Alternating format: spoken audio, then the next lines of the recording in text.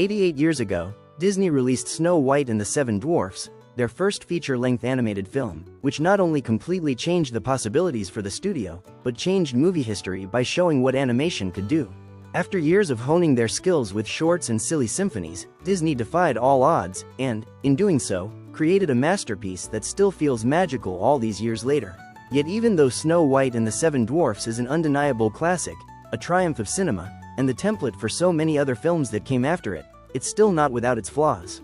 Disney was still clearly trying to figure out how to go from 10-minute shorts to a full 83-minute story, and it shows.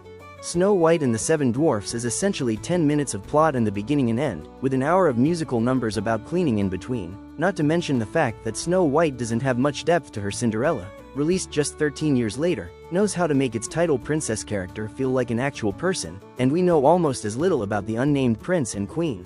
Snow White is a magnificent achievement, but it was also the result of animators trying to figure out how to utilize this new way of storytelling, and sometimes, in being the first to do it, falling short. Simply put, Snow White and the Seven Dwarfs can be an important genre-defining masterpiece, and Rachel Zegler can be right about the film's flaws. Considering Disney's former interest in direct-to-video sequels, prequels, and their recent penchant for remaking their animated classics in live action, it's quite surprising that it's taken nearly a century for Disney to return to this world, but not for lack of trying. Snow White, helmed by 500 Days of Summer and the Amazing Spider-Man director Mark Webb and written by Aaron Cressida Wilson's secretary, Chloe, isn't attempting to improve Snow White and the Seven Dwarfs, but rather reimagines and tries to expand on those elements that were a bit thin when they were introduced back in 1937. As with almost all of Disney's live-action remakes, there's no way this retelling could overtake the original story as people's favorite, but Snow White does work as an intriguing expansion on this world and fits in as a nice companion to the beloved animated treasure. What is Snow White about?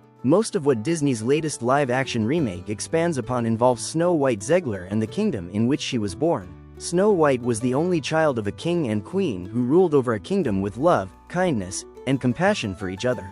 When the queen dies, the king remarries a woman with magical powers who becomes the new queen Gal Gadot. Yet when the king departs and never returns, the new queen takes over the land, ruling with disdain for the people and hoarding the land's wealth while the kingdom itself struggles and starves. Many also think that Snow White has disappeared, but instead, the queen treats her stepdaughter like a servant in her own castle. Every day, the queen goes to her magic mirror and asks who the fairest one of all is. The mirror always states this person to be the queen, but after Snow White shows kindness to Jonathan Andrew Burnap, a local rebel and thief who sneaks into the castle, the mirror proclaims Snow White as the fairest one of all. The queen tasks her trusty huntsman Ansukabia with taking Snow White out into the woods, killing her, and carving out her heart, but when the huntsman sees Snow White's kindness for himself, he tells her to run into the woods to safety. There, Snow White finds a magical forest, a group of 7 dwarfs, and a group trying to lead an uprising against the queen, as she tries to help the kingdom become what it once was long ago. Snow White attempts to update a classic story, and it mostly works. For the most part, Snow White's attempt to make this story feel more complete works best when it does so on a larger scale. Getting into Snow White's backstory, her place within this kingdom, and her relationship with the evil queen are all smart choices that only make this fantasy more cohesive. This is no longer a story about a queen versus the fairest one of all. Now, it is a story about a dictatorial, wealthy, selfish leader who has to compete with empathy, kindness, and hope, and who could possibly relate to that. For all the controversy about how the film would handle the dwarfs, Wilson's development of these 7 men is a welcome change. As people who have lived together for the majority of their 274 years, the dwarfs have fun playing off their diametrically opposed attitudes. How does Grumpy live in a house with a guy named Happy, anyways? While also playing up their major personality traits. In fact, one of the best developments in this remake comes in how the film handles Dopey, as well as Snow White's dynamic with him. Snow White and Dopey had some of the most iconic moments in the original film, and here, that's also true. Watching how this friendship blossoms is truly touching, and makes you completely forget you're watching CGI dwarfs. Of course, not everything this film tries to update entirely works. The dwarfs now apparently have the power to sense gems in the mines with glowing hands, a choice that has absolutely no bearing on anything else in the film. On a similar note, Snow White does, at times, attempt to further explain or hit on various beats and imagery that don't really need expansion. We probably don't need an origin story for Snow White's name, or to be told that the kingdom was once ripe with juicy red apples, which Snow White and her mother would make into pies for the people. It doesn't hurt the story, but it does feel like unnecessary world-building. The film's most confounding choice involves Jonathan's group of rebels, which were clearly supposed to be this film's updated take on the Seven Dwarfs before the CGI versions reminiscent of the original film were introduced. Snow White tries to let both of these groups work in this one story, but also tries not to pay too much attention to these rebels. We never spend enough time with them to truly care about who they are, and in shifting this film back into one with classic dwarfs, keeping this other bunch in the mix is more confusing than worthwhile. Rachel Zegler is a wonderful Snow White. So much of why this live-action update works as well as it does is thanks to Zegler's performance. As a child, her father tells her to be fearless, fair, brave, and true, and we see this factor in every scene with Zegler's Snow White. She's optimistic, yet aware that change needs to be made for the good of the land. She's never trying to mimic the animated Snow White. Instead, Zegler tries to imbue her take with the same kind spirit and care for others that she saw her parents leading with.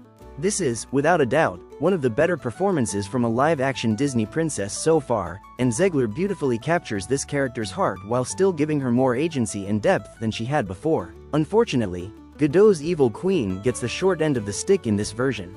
Gadot is certainly giving it her all, but she doesn't have the sort of grandiose, imposing nature that makes the evil queen such a domineering villain. Also, Wilson's script doesn't really do her any favors, only slightly expanding on the few details we already knew about her. Yes, she's power-hungry, self-absorbed, and greedy, but now, she sings. While Snow White knows exactly how to make its lead more interesting by diving deeper into who this character is, the evil queen doesn't receive an equally worthwhile extension, and it hurts the central dynamic of the film. The music in Snow White is a bit hi-ho-hum. As a musical, Snow White is a bit of a mixed bag. Naturally, the best songs here are updates of songs we already know, such as Hi-Ho, Whistle While You Work, and The Silly Song, often with additional lyrics that mostly work and don't take away from these beloved songs. It also shouldn't be a surprise that the best new songs here, by Benj Pasek and Justin Paul of La La Land and the Greatest Showman fame, do center around Zegler's Snow White. Here, she gets a much stronger, I Want, song with Waiting on a Wish, which makes for a solid introduction to this character. A Hand Meets a Hand, featuring Zegler and Burnap, is also quite good, while their other duo, Princess Problems, has a bit too much theater kid energy and winks too much at the audience for it to be entirely effective. Again, the weakest song here is the new song added for Gadot's evil queen, All Is Fair, which almost feels like an attempt to make her a more playful villain than she really is. Also, compared to Zegler's vocal skills, Gadot can't help but come up short. Snow White does an admirable job of bringing this story to a new generation. In updating this story, Webb finds a nice balance between the fantastical and the truth of this situation. Yes, we still have cute animals traipsing around Snow White, but in a post-enchanted world, they can't really be helping with the dishes and the cleaning. Webb still makes this Snow White feel like a fairy tale, and all the horrors and beauty that includes.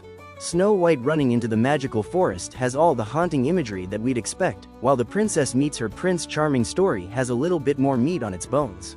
But Webb also ensures that we understand the stakes of what this kingdom is going through, never shying away from the darker aspects of that idea while managing to be both grounded and magical. For the most part, Wilson's screenplay succeeds at figuring out what this version of Snow White needs 88 years later. The added depth is handled extremely well and in clever ways, finding new angles to explore with these characters and this world. At times, the story can feel a bit stitched together, especially when dealing with both the CGI dwarfs and the new dwarfs, but these moments of awkwardness and shaggy storytelling are few and far between.